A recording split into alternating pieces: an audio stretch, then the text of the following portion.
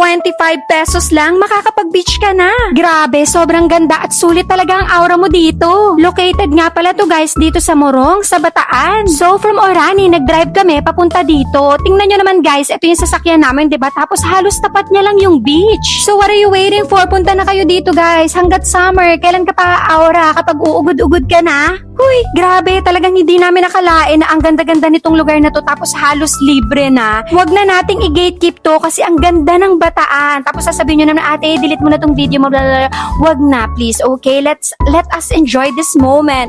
Uy, ang sabi. Anyway, let's talk about the beach. So, yung alon dito guys sa Morong is medyo intense talaga ha, in fairness. Medyo kabado ako or praning lang talaga ako. Uy, well, opinion ko lang naman yun guys kasi compare dun sa dagat sa Bagak is mas kalmado kasi doon. Dito medyo may pagka-intensified, ganun. Sobrang nag-enjoy naman ang mga kids at nag-enjoy din ako kakabawal sa kanila. Hoy, sabi ng mga anak ko, mami dyan ka lang sa pangpang dahil ikaw tong di marunong lumangoy.